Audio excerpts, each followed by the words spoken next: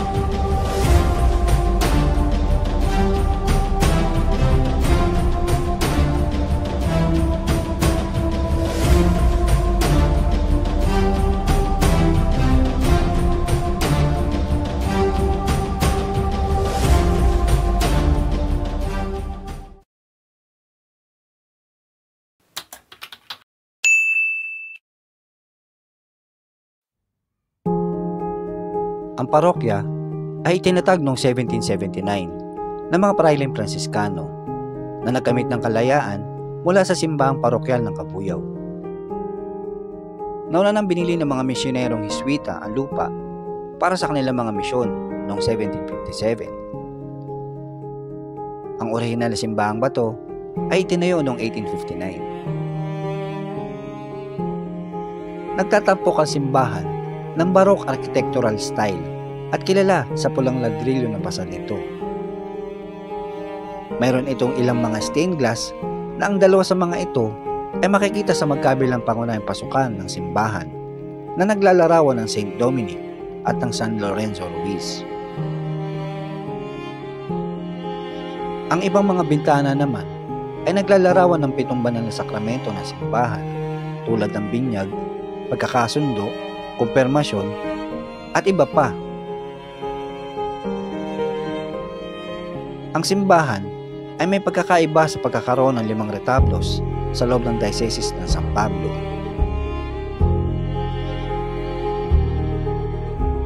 Sa kabuuan, ang panlabas sa pulang ladrilyo ay nagbibigay sa simbahan ng kakaiba at makasaysayang itsura na namumukod tangi sa plaza ng bayan, nakatabi lamang ng Rizal Shrine.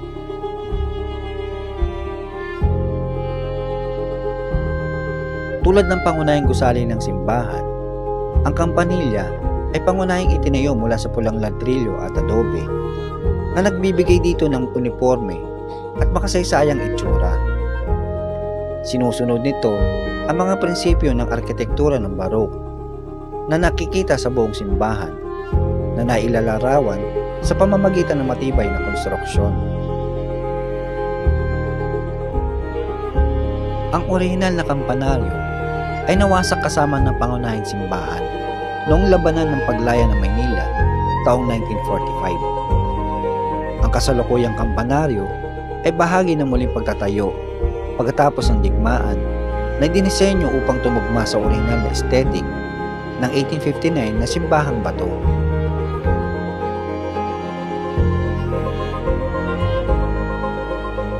Ang nave ng simbahan ay isang simpleng ngunit malaking espasyo na naaayon sa Baroque na estilo ng arkitektura nito.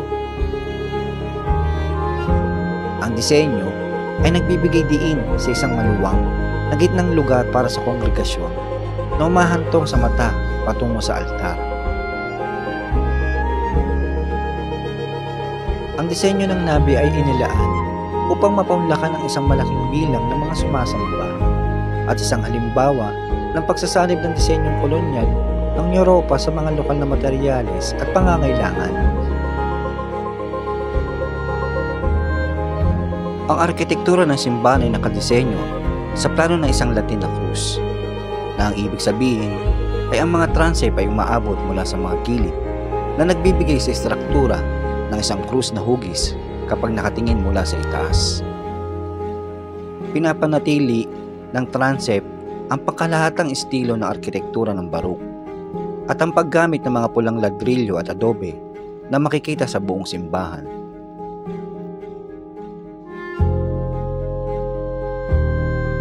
Tulad ng ibang bahagi ng simbahan, ang transept area ay may mga kasamang stained glass na bintana na nag-aambag sa interior lighting at aesthetic nito. Ang mga transept ay nagdaragdag ng espasyo sa sahig at kapasidad na nagbibigay daan sa mas malaking kongregasyon na magtipon, lalo na sa panahon ng mga pangunahing serbisyo at kaganapan.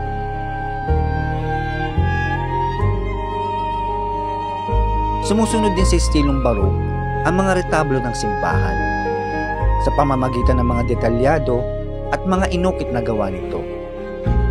Ang pangunahing retablo mayor ay nagsisilbing focal point ng santuaryo. Ang pinakamababang baitang naman nito ay naglalaman ng tabernakulo.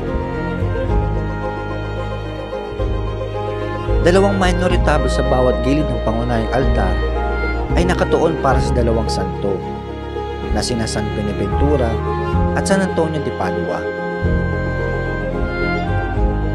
Ang mga retablo ay nagtatampok ng reliyosong imahe na ang pangunahing focus ay nasa santong patron na si St. John the Baptist o isang imahe ni Kristo.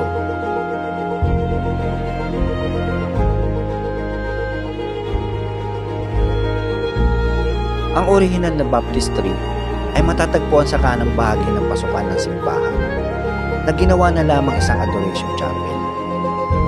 Ang orihinal na marble baptismal font na kinikilala bilang National Historical Landmark ng National Historical Commission of the Philippines ay napanatili at pinapanatiling ligtas sa loob ng parokya. Ang lugar ay minarka ng isang makasaysayang palatandaan at ang isang transcript ng record ng binyag ni Rizal ay ipinapakita malapit sa pasukan na kinikilala ang makasaysayang kahalagaan nito. Ang baptismal font mismo ay isang simple, luma, marmol na hugis palanggana na nakaligtas sa pagkawasak noong ikalawang digmaang pandaigdig. Ito ay iginagalang bilang isang makasaysayang relic. Ang simbahan ay isang timpla ng malalim na makasaysayang ugat at klasikong kolonyal na arkitektura na nagsisilbing parehong espiritual na sentro para sa mga parokyano nito at isang makabulong monumento sa kasaysayan ng Pilipinas. Hanggang dito na lamang muna tayo mga katravel. Sana'y nagustuhan nyo ang aking maikling kwento at sana'y meron kayong nakuhang kaunting kalaman sa episode natin ngayon. Maraming salamat mga katravel sa pagsama nyo sa akin. Hanggang sa muli.